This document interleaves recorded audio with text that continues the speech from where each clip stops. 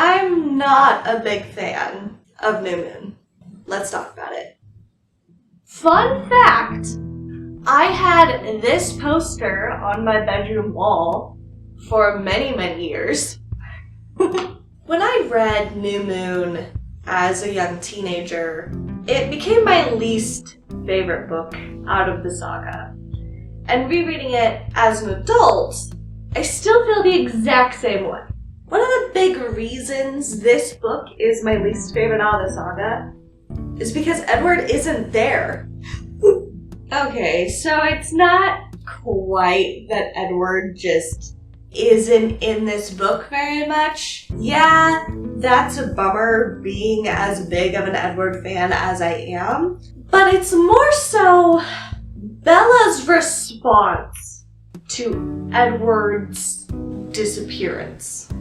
I'm trying to toe this delicate line because teenagers and the feelings they have and the things they go through should not be dismissed.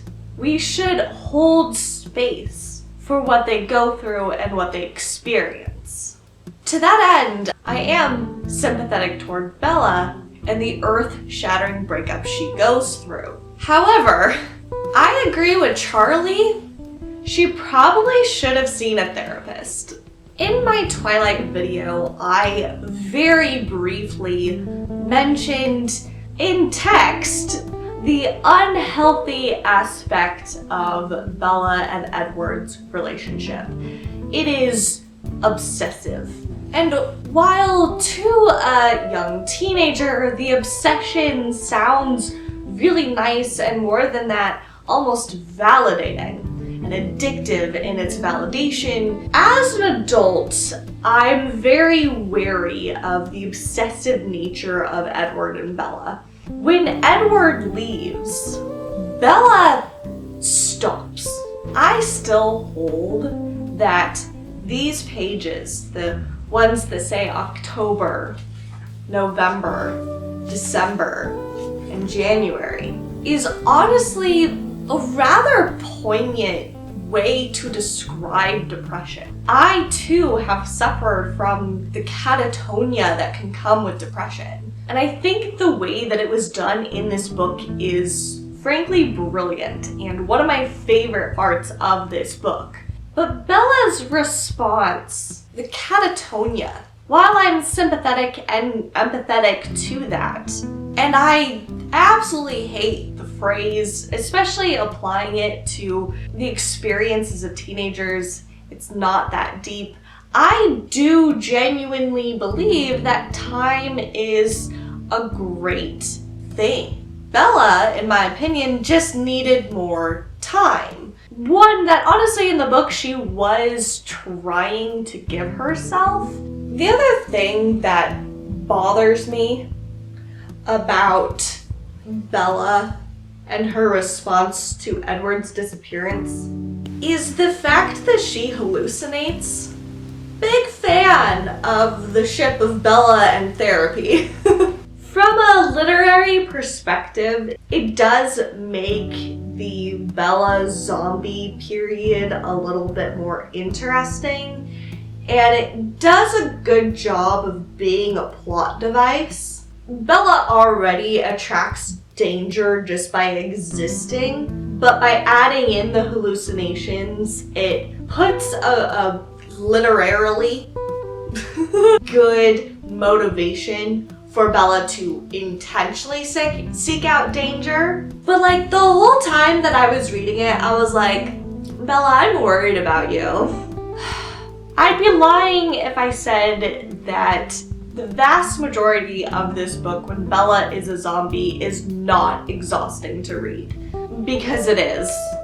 And that is the main reason I dislike this book. It's my least favorite in the saga. It's just a drag to read when Bella is a zombie. It's also the entire reason I dressed the way that I did my makeup like this, because this is Bella's vibe throughout the book. However, I do want to touch upon A positive feature of this novel, Jacob. Pre-werewolf. So, if you couldn't pick up on it from the poster that I shared with you, when it came to the movies, I was Team Jacob. And rereading this book as an adult, I really appreciate Jacob, his character, and especially his relationship with Bella.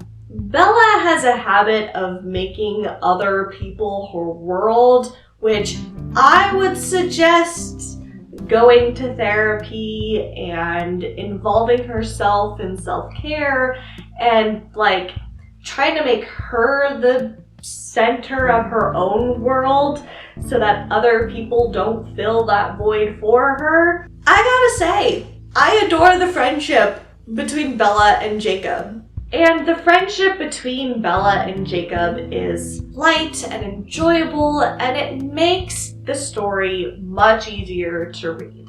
1, the friendship is what makes Bella leave her zombie state, and 2, Jacob is an amazing friend. If we wanted to discuss the romantic nature of their relationship, frankly, I have a lot of thoughts. Because on the one hand, Jacob has the nice guy adjacent mindset going on where he's like, no, I'm nice to you, I'm your friend, and if I just stick around long enough, you will eventually take me out of the friend zone. That's just a little oogie to me. While at the same time, I actually do appreciate how much, 1, Bella negates that. She's very upfront. She consistently says no. She makes her uninterest apparent, and I love that. But 2, she does consider the idea. And while I'm not the biggest fan of that from the nice guy adjacent perspective, as someone who is in full support of marrying your best friend, I eat it up.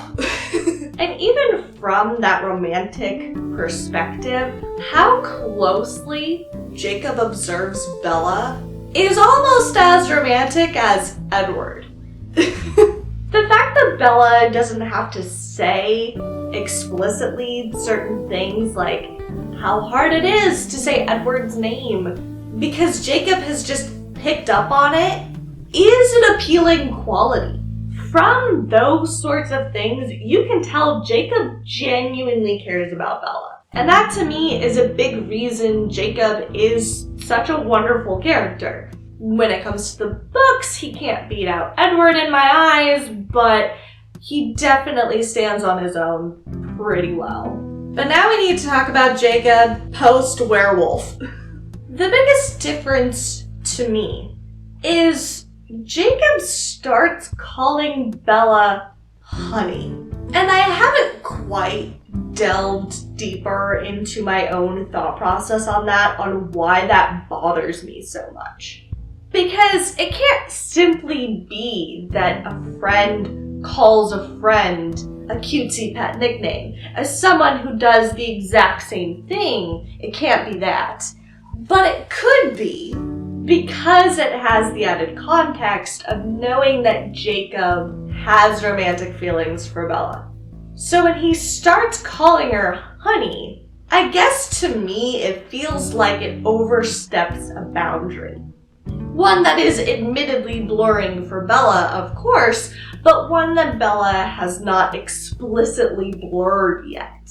When Jacob becomes the werewolf and starts calling Bella honey, crossing that boundary, it feels entitled. Oh, it soured how I felt about Jacob. As a young teenager, I 100% did not pick up on the fact that Jacob did not call Bella honey until after he was a werewolf, but I 100% picked up on it now, and I just don't like it. Like I said, it really soured my opinion of Jacob. So I already made a whole video on how the writing of Twilight that then carries over into the rest of the saga is disappointing much more than I was expecting it to be. And I'm gonna touch on it again just briefly because this book has an infamous line that I think supports what I said in my previous video of the lackluster writing quality of this story. Arrow started to laugh. Ha ha ha, he chuckled. I started thinking about it a little bit more. I'll try not to go on a total tangent about this, but I was like, have just editing standards changed? Or did someone who read this at any point during the process not realize that laugh, ha ha ha, and chuckled are all the same thing? I don't want to poo-poo on the writing style of the saga, and I'm hoping not to bring up this point again in my future reviews of the other books. This is just such a bad line. Ugh. This book ultimately feels like here's a lot more information you guys will need to understand the last two books.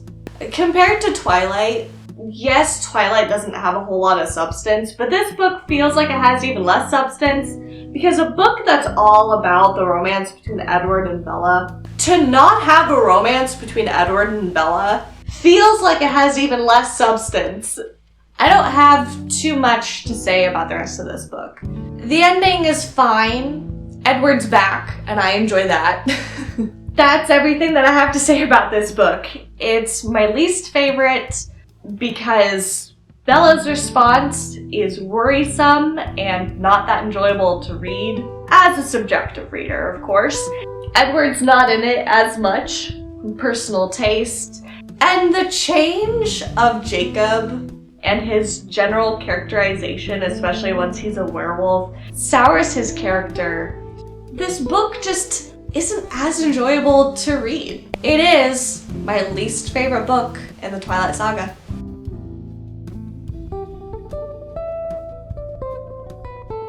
Thank you guys so much for watching. I hope you enjoyed. Like, comment, share, subscribe, all that YouTuber stuff. And I hope to see you guys in the next one.